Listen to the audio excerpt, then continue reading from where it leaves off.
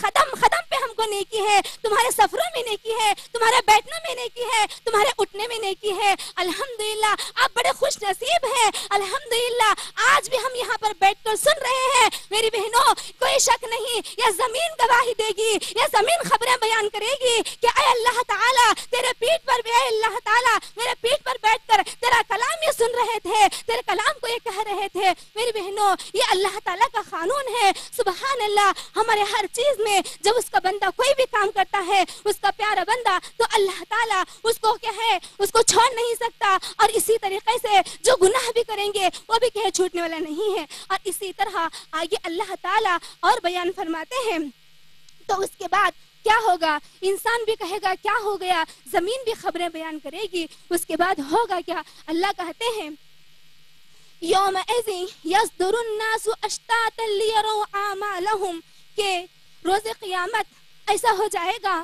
کہ لوگوں کے الگ الگ گروپ ہو جائیں گے، لوگوں کے الگ الگ گروہ ہو جائیں گے۔ یہ گنہگاروں کا الگ گروپ رہے گا، فاجروں کا الگ رہے گا، بدکاروں کا الگ رہے گا، مجرموں کا الگ رہے گا، مومنوں کا الگ رہے گا، صلحاء کا گروپ الگ الگ ہو جائے گا۔ اللہ کہتے ہیں یومئذ یصدر الناس اشتات، اشتات کے معنی ہوتے ہیں الگ الگ گروپ ہوتے ہیں، کہ الگ الگ لوگ گروپ میں تقسیم ہو جائیں گے۔ وجہ کیا ہے، کیوں تقسیم ہو جائیں گے؟ اب سوال پیدا ہوتا ہے، تو جواب خود اللہ ہی ہم کو دیتے ہیں، لیروا اعمالهم، تاکہ اپنے اپنے اعمال کو دیکھ لیں، اپنے اپنے لسٹ کو ہم پڑھ لیں۔ اسی لیے لوگ الگ الگ کیا ہو جائیں گے، گروپ میں تقسیم ہو جائیں گے۔ اب اس کے بعد کیا ہوگا میری بہنوں؟ آگے ہی اللہ تعالیٰ فرماتے ہیں وَمَن يَعْمَلْ مِثْقَالَ ذَرَّةٍ خَيْرًا يَرَهُ، ارے اگر کوئی رائی کے دانے کے برابر بھی بھلائی کیا اس کو دیکھ لے گا۔ بہنوں ذرا کہتے ہیں جب آپ لوگ زمین پر اپنے ہاتھ کو ماریں گے، اس کے بعد کیا اپنے ہاتھ کو آپ کیا جھاڑیں گے، تو اس سے جو دھول تمہاری اٹھ کر جاتی ہے وہ ذرہ کہلاتا ہے۔ اللہ کہتے ہیں ذرے کا لفظ اللہ نے کیا، اللہ تعالیٰ کہتے ہیں وَمَن يَعْمَلْ مِثْقَالَ ذَرَّةٍ خَيْرًا يَرَهُ، تم میں سے جو کوئی ذرا برابر بھی نیکی کیا تو اس کو کیا کرے گا، یرہو، اس کو کیا کرے گا، دیکھ لے گا۔ میری بہنوں آج ہم دنیا میں ایک سبحان اللہ کہے بھول گئے، کسی کو گالی دیے بھول گئے، مگر میرا رب تو کہتا ہے ذرا ذرا تم کیا کرو گے، وہاں پر دیکھ لو گے۔ یہ اللہ کی طاقت ہوتی ہے، یہ اللہ کی قدرت ہوتی ہے کہ رب العالمین اتنے زیادہ لوگ ہیں، اتنے زیادہ لوگ ہیں۔ میری بہنوں آج ہم اس انڈیا میں کیا کریں، کون کریں، تو ہو سکتا ہے کہ 1 کروڑ اور یہ 100 کروڑ، یہ 21 لاکھ کیا ہے اب فی الحال کے انڈیا کے اندر آدمی ہیں۔ تو سوچو اب کی میں تعداد بتا رہی ہوں، جب سے آدم علیہ السلام نے جنم لیا اس وقت سے لے کر قیامت کے صبح تک دنیا میں جتنے لوگ آئیں گے ہر ایک کے ساتھ یہی معاملہ ہوگا۔ اللہ تعالیٰ ہر ایک کے ساتھ فرشتوں کو مقرر کر دیا، اور اللہ تعالیٰ ہر ایک کا جو بھی ذرا ذرا عمل کرے گا اس کو ذخیرہ بنا کر اس کو عنایت فرمائے گا۔ اور اسی طرح جب اللہ نے ذکر کیا وہ جو تم خیر کرو گے، تمہارا خیر کا جو ذرا ہے تم بھول جاؤ گے، تم 1 روپیہ کسی کو دو گے تو تم بھول جاؤ گے، مگر اللہ تعالیٰ نہیں بھولتا۔ اللہ کہتا ہے وَمَن يَعْمَلْ مِثْقَالَ ذَرَّةٍ خَيْرًا يَرَهُ، جو بھی کہے ذرا برابر نیکی کرے گا وہ اس کو دیکھ لے گا۔ اب اور میرے بھائیوں اب آپ خوش نہیں ہونا کہ چلو اچھی چیز ہے، ہمارا اللہ تعالیٰ بڑا مہربان ہے۔ ہاں بے شک اللہ مہربان ہے ہی کہ اللہ تعالیٰ کو اجر دے گا، تو ہم کبھی نہ کبھی سبحان اللہ بولے ہوں گے، کبھی تو ایک بار نماز پڑھ لیے ہوں گے، اب چلو کیا ضرورت ہے نیکیاں کرنے کی۔ آگے اللہ تعالیٰ ارشاد فرماتا ہے وَمَن يَعْمَلْ مِثْقَالَ ذَرَّةٍ شَرًّا يَرَهُ، انسانوں سننا، جس طریقے سے تمہارا ذرا ذرا میں نیکیاں اکٹھا کر رہا ہوں اسی طرح تم جو گناہ کرو گے تو میں اس کو بھی اکٹھا کر رہا ہوں۔ سبحان اللہ۔ اب میری بہنوں اب ہمارا ایمان معتدل ہو گیا، ہمارا ایمان کیا ہے، اب بیچ کا راستہ اختیار کرنا ہے۔ ہم جب کیا ہے ایسا نہیں سوچنا کہ اللہ بڑا مہربان ہے، چلو گناہ پہ گناہ کرتے چلو، گناہ پہ گناہ کرتے چلو، ایسا بھی نہیں ہے۔ اور نہ ہم ایسا کریں گے کہ چلو اللہ کا خوف ہمیں آ گیا تو ہم کیا ہے بیٹھ گئے، ایسی بات نہیں ہے۔ میری بہنوں ہمارا ایمان جو ہے درمیان میں ہونا چاہیے. ہم اللہ تعالیٰ کا خوف بھی کریں گے اور ہم اللہ تعالیٰ سے امید بھی رکھیں گے. اسی لیے حسن بصری رحمہ اللہ کہتے ہیں امید اور خوف یہ دو ایسے پر ہیں جس کے ذریعے مومن بندہ اڑ کر اللہ تعالیٰ کے پاس چلے جاتا ہے. کسی بندے کے دل میں صرف کیا ہے ایمان ہی ایمان ہے, اور ایمان مطلب کیا امید لگا کر بیٹھ گیا کہ چلو یہ کام کر رہا ہے, برائی کر رہا ہے, فحش کر رہا ہے, گانے گا رہا ہے, ٹی ویاں دیکھ رہا ہے, زنا کر رہا ہے, بدکاری کر رہا ہے, برائی کر رہا ہے, اب امید لگا کر بیٹھا ہے کہ چلو میرا اللہ مجھے معاف کر دے گا, اب مجھے کوئی نیکیوں کی ضرورت نہیں. نہیں بہنوں, جہاں پر اللہ تعالیٰ نے غفور کا لفظ استعمال کیا وہی اللہ تعالیٰ نے قہار کا لفظ بھی استعمال کیا. اللہ تعالیٰ عذاب بھی دینے والا ہے, اللہ تعالیٰ ہم تمام پر کیا ہے رؤوف بھی ہے, ہم کو محبت بھی کرنے والا ہے. تو ہمیں چاہیے کہ ہر وقت اللہ تعالیٰ کے کلام کو پڑھیں اور اس کو سمجھیں. اللہ تعالیٰ جو ہمیں بتانا چاہتا ہے اس کو کیا ہے پورے پڑھنے کی کیا کریں کوشش کریں. میری بہنوں اکثر ہمارے ماؤں بہنوں کی شکایت ہوتی ہے کہ کیا کرنا ماں, بچپن میں قرآن پڑھ لیے, وہ ہوتا ہے کہ تھوڑا بہت اردو آتا, ایک سمجھ میں آتا ایک نہیں آتا. بعض بہنوں کی تو ایسی شکایت ہے کہ کیا کروں میں صرف قرآن پڑھ لی, اب میں اس کا ترجمہ مجھے نہیں آتا, میں کیا کروں. میری بہنوں تو سوال کروں گی, اگر تمہارا بھائی یا تمہارا باپ کویت میں ہے یا سعودی میں ہے یا کہیں دوسرے کے ہے غیر کنٹری عرب کنٹری میں ہے, وہ اگر آپ کو خط بھیجے تو بتائیے وہ عربی میں ہے, یہ کہہ کر آپ اس کو صندوق میں رکھ دیں گے؟ کیا آپ اس کو سجا کر الماری میں رکھ دیں گے؟ نہیں رکھیں گے. ظاہری سی بات ہے کہ آپ نہیں رکھیں گے, بلکہ ڈھونڈ ڈھونڈ کر جس کو عربی آتا ہے اس کے پاس جا کر آپ پڑھائیں گے کہ یہ بتاؤ کہ اس میں کیا ہے. تو میری بہنوں اسی طرح اللہ تعالیٰ کا کلام بھی عربی ہے, تو جس کو عربی پڑھنا لکھنا آتا ہے, جو عربی اچھا جانتا ہے, اس کے پاس جائیں اور اس کا معنی مفہوم سیکھنے کی ہم کیا کریں پوری کوشش کریں. اللہ تعالیٰ کا قرآن سیکھنا اور اس پر عمل کرنا, اس کو سمجھنا بہت ہی کیا میری بہنوں ضروری ہے. اللہ تعالیٰ سے میں دعا کرتی ہوں اے باری تعالیٰ ہم تمام کو کہنے اور سننے سے زیادہ عمل کرنے کی توفیق عطا فرما. اے اللہ تیرے قرآن کو پڑھنے اور سمجھنے کی ہمیں توفیق عطا فرما. اے اللہ ہمارے تو اس جمع ہونے کو قبول فرما. اے اللہ ہمارے اس بیٹھنے کو تو قبول فرما. اے اللہ ہمارے اس سننے کو تو قبول فرما. اے اللہ تیرے خدمت دین کے لیے ہمیں پسند فرما. اے اللہ ہم سے اس خدمات کو تو قبول فرما. اے اللہ بالخصوص میں ابن حرابہ کے لیے دعا کرتی ہوں کہ اے اللہ رب العالمین ان کے جو دشمنے ہیں اے اللہ دشمنوں کی بلا کو دور فرما, دوستوں سے ملاقات فرما, حاسدوں کے حسد سے ان کی حفاظت فرما, کافروں کے کفر سے ان کی حفاظت فرما, جاہلوں کی جہالت سے ان کی حفاظت فرما, حاسدوں کے حسد سے ان کی حفاظت فرما. الہ العالمین یہ تمام تیرے کام کا اللہ تو قبول فرما. اے اللہ انہیں اور اے اللہ تو حوصلہ افزائی عطا فرما. اے اللہ ان کے اور عزائم کو تو پورے فرما. اے اللہ ہم تمام سے تیرے کونے کونے میں دین کا کام کرنے کو تو قبول فرما. اے اللہ تیرے خدمت دین کے لیے ہمیں پسند فرما. آمین. وما علینا الا البلاغ المبین. والسلام علیکم ورحمۃ اللہ وبرکاتہ. ماشاء اللہ بارک اللہ, اتنی پرجوش تقریر تھی کہ سب کو جگا دیا. اللہ جزائے خیر دے آپ کو. اس کے بعد میں دعوت دیتی ہوں آسیہ بنت عبد السبحان کو جو اصف الثالث کی طالبہ ہے, وہ آئیں عربی میں نظم پیش کریں. آسیہ بنت عبد السبحان. السلام علیکم ورحمۃ اللہ وبرکاتہ. اليوم نلعب هاهنا لم نذكر موتا يقدمنا. اليوم نلهو فاحشة لم أكسب عملا يحسننا. يا إنسان أنت تدعو ربك خالقنا. يا إنسان أنت تفعل خيرا يهدينا. كان أجلنا قاربا زوالنا من حياتنا. كان أجلنا قاربا زوالنا من حياتنا. فات من عيشاتنا معلم الأيام منا معلم الأيام.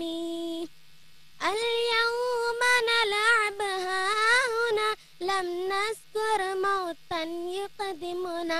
اليوم نلهو فاحشة لم أكسب عملا يحسننا يوزن من محشر أعمال عيشتنا هنا يوزن من محشر أعمال عيشتنا هنا نقتدي من ربنا يغفر ذلتنا ربي يغفر ذلتنا اليوم نلعب هاهنا لم نذكر موتا يقدمنا اليوم نلهو فاحشة لم أكسب عملا يحسننا يا إنسان أنت تدعو ربك خالقنا يا إنسان